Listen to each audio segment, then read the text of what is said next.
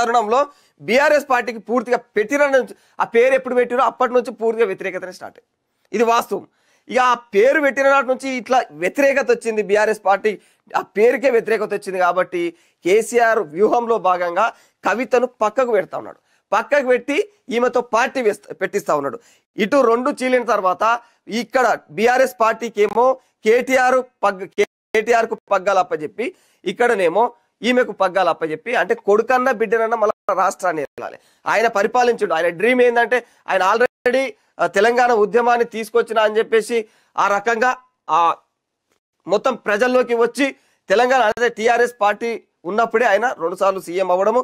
ఇక తర్వాత ఇప్పుడు ఆయన డ్రీమ్ కోరిక, అంటే ఆయన కోరిక నెరవేరింది. నెక్స్ట్ డ్రీమ్ ఏంటంటే అయ్యా ఆయన పిల్లలు ఎవరో ఒకరైనా కావాలి ఖచ్చితంగా. ఆయనకు ఆ క్లారిటీ ఉంది. ఇద్దరైతే కాలేరు కదా, ఖచ్చితంగా ఎవరో ఒకరు అవుతారు.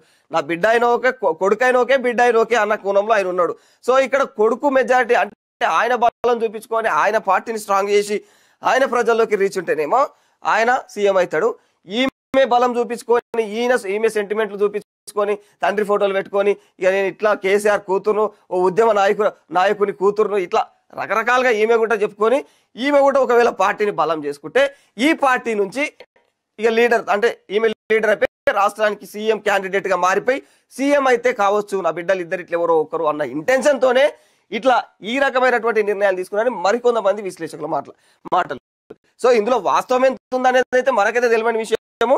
కొంతమంది ప్రతిపక్ష నేతలు కావచ్చు, రాజకీయ కూడా. సో ఇది టీఆర్ఎస్ లో మొత్తానికి ఓ కుంపటి రాజుకుంది, ఆ కుంపటి భయంకరంగా మారిపోయింది అనేది మాత్రం ఎవరు అంటే ఊహించని నిజాలు ఇవన్నీ కూడా. ఖచ్చితంగా ఇదంతా కూడా కొనసాగుతున్న వాస్తవం ఏంటంటే ఖచ్చితంగా బీఆర్ఎస్ చీలిపోయినట్టే. ఇప్పటికీ కవిత బయటికి వెళ్తే ఇంకో కొమ్మ పుట్టుకొచ్చింది, ఇక చీలిపోయిందంటే.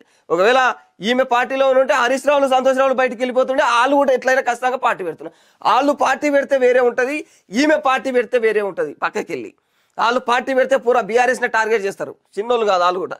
సో ఈమె పార్టీ పెట్టింది అనుకో, బీఆర్ఎస్ ని ఈమె టార్గెట్ చేసినా కూడా ఈమె ఇంపాక్ట్ ఏమో తక్కువనే ఉంటది ఎంతైనా వాళ్ళతో పోలిస్తే అన్న కోణంలో కేసీఆర్ ఆలోచించింది కాబట్టి ఈ నిర్ణయం తీసుకుండు అని చెప్పేసి మరికొంత ఇది వాస్తవంగా ఇట్లా మాట్లాడుతూ ఉన్నారు అనమాట.